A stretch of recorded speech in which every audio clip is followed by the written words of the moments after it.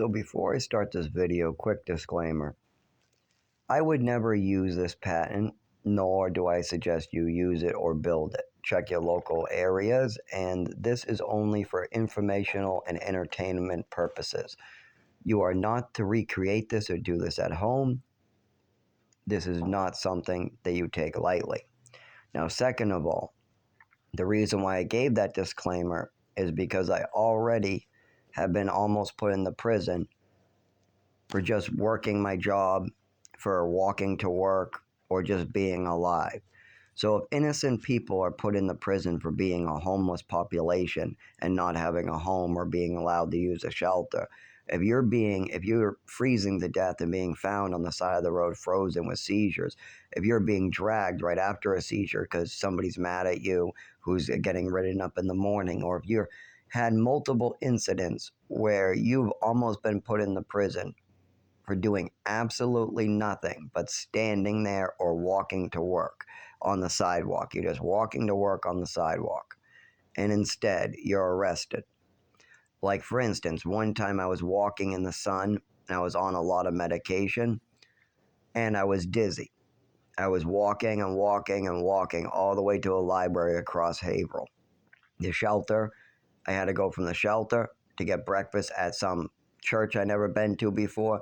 Then I went from the church to the pharmacy. Then I went from the pharmacy to all the way to the library. Now, the pharmacy was for somebody else.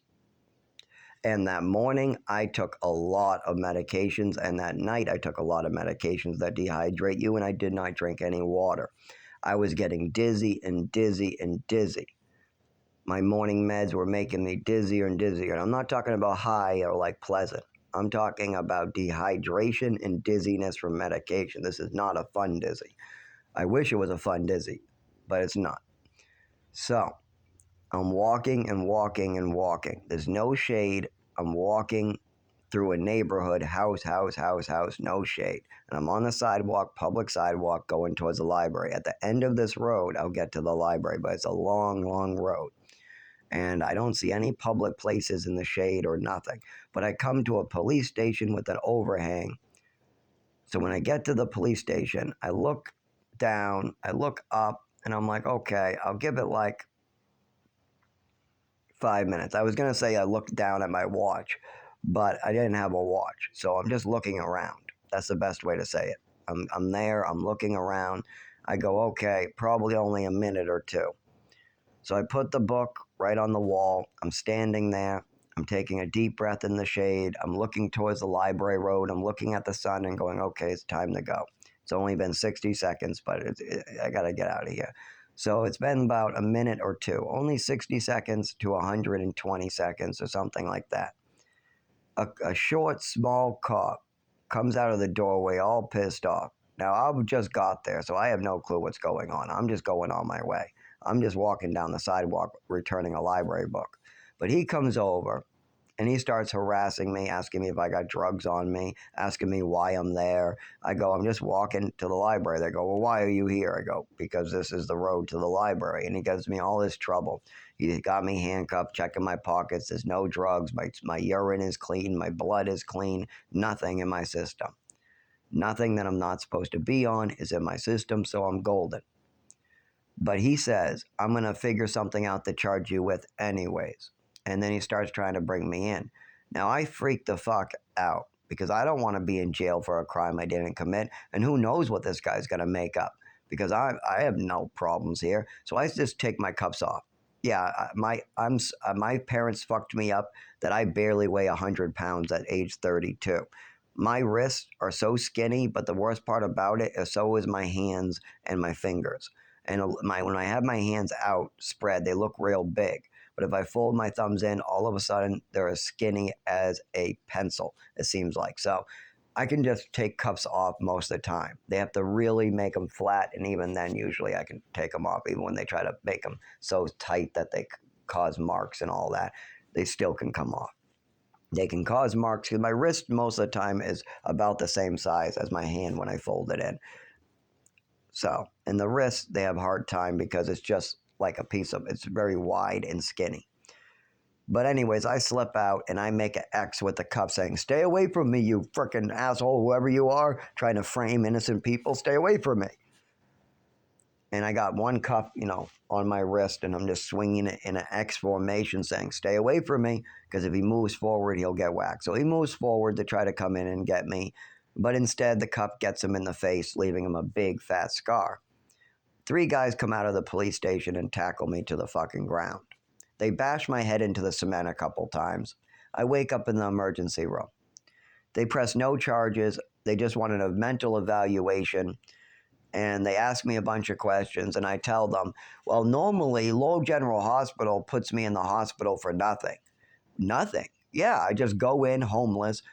I'm usually like suicidal, but I'm not suicidal once when I get in the warmth. It's only when I'm freezing to death, so I start kind of feeling better. But then I am suicidal if I leave, so I tell them that that's the truth, because if I'm gonna die and I'm being murdered, I'm gonna be suicidal about that. I'm not happy about being scraped off and being brought back to life on a monthly basis. That's fucked up shit. Now, my father and his new wife, sorry, were getting phone calls from this emergency room on a regular basis that I'm in bad condition. But every single time in the beginning, my father and his new wife and my mother before just kept on down. It's a mental illness. He's making it up. It's a mental illness. It's probably drugs. It's drugs. It has to be drugs. It's probably drugs. It's a mental illness. It's drugs. That's all. And so they stopped answering the phone calls, stopped checking, because they assumed that every injury I got had to do with drugs or a fight or something like that, where 90% of them had nothing to do with drugs or fights. I was just walking down the street, and then I would wake up in the emergency room. Nobody would rob me. Nobody would punch me. There would be no drugs in my system. But see, none of that mattered, because the hospital has a report from my father that it's all drugs and mental illness, and the hospital is not looking into my physical health. Instead, they're just doing a revolving door if I have no drugs in my system and if I don't say anything mental. So 90% of my injuries where I'm released, or even if I'm kept for mental stuff, is usually just physical illnesses, and I don't want to die. I just want to stay alive. That's it. I just don't want to die. Is that horrible that I don't want to die? Is that's so bad that I don't want to die or be suffering and pain from something that's very treatable and easy to cure or treat? Is that bad that I just want to get better? Is it bad that my father wants me to get worse? Tell me, what do you think? Do you think it's okay for me to want to get better and not get totally driven nuts by this situation? Because it does drive me nuts. Oh my God, I seem nuts from it. Oh my God, I can't take any more of it. I can't take another week of malpractice. I'm afraid right now I need to go back into Portsmouth emergency room for my GI injury and my kidney problems, but I'm afraid to. I'm afraid of my doctors, thanks to my fathers and mothers and my father's wife right now. I'm pretty sure if I go in, I will get malpracticed, mistreat. They'll pretend like everything's a mental illness. They'll pretend like I'm making all of it up, and then I'll go mental as I get released an hour later and stuck in Portsmouth at the night or something. I will go. That will drive me nuts. It's the 200th time they've done that to me. I have real injuries, and they're not going to even check them. Why? Because my mother's and father's storytelling and how that snowball is driven downhill. And they'll go, well, we have proof from Lowell General Hospital while you were homeless. They said it was a mental illness too. And who told them that? Where did they get that idea from? Exactly. It's a snowball going down fucking hill. You started at age 7. You can't spend 15 years doing this to your child and expect to drop them off on the woods and nothing to happen to them. Of course the emergency rooms were malpracticing me. Of course nobody has a fucking idea what's going on. But that was the way my mother wanted it. And of course now at age 32, if I go to Portsmouth Hospital, there's a 90% chance I get hurt instead of helped. If I go to Frisbee or Wentworth Douglas, there's a 99% chance I get malpracticed or hurt. And of course that scares the living shit out of me, that I'm gambling with my life. Every time I end up in the emergency room, there's a 90% chance that I'll either be released, mistreated, or malpracticed.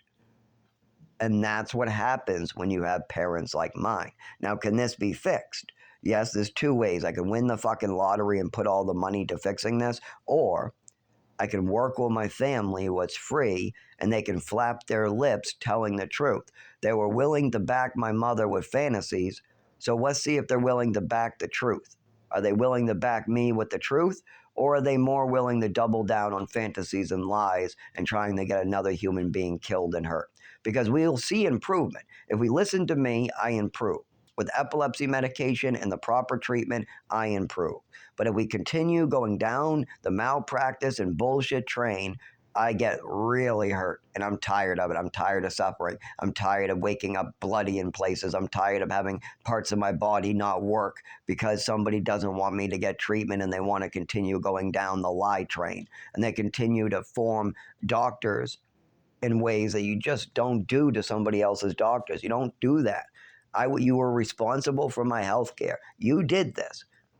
I had no, you remember, whoever my mother and father is, that is who's responsible for my health care during childhood. So whoever those people are, that's who needs to fix this. Whoever my family is, whoever had control over my health care. Was it the state?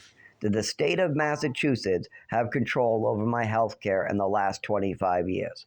No, they did not. I was in Texas, my mother and father had control. In New Mexico, my mother and father had control. In Maine, my mother and father had control. If I had a fall in Maine during a fireworks show to the ground, it was up to my mother and father to bring me to the emergency room or get it looked at. Instead, they waited a year, and then my mother just called me autistic or whatever and just let it blow over. I never got any medical treatment for a lot of the serious shit going on in my physical health. And who was responsible for getting me medical treatment? Who was responsible for telling my doctors what's going on with me when I'm a child? Who is responsible for that? Who is responsible for telling the doctors how much drugs I need or don't need? My mother and father. They are the ones responsible for these doctors not being able to help me today. They could help me if they had the truth. These doctors, it's not really their fault because they're being lied to and manipulated.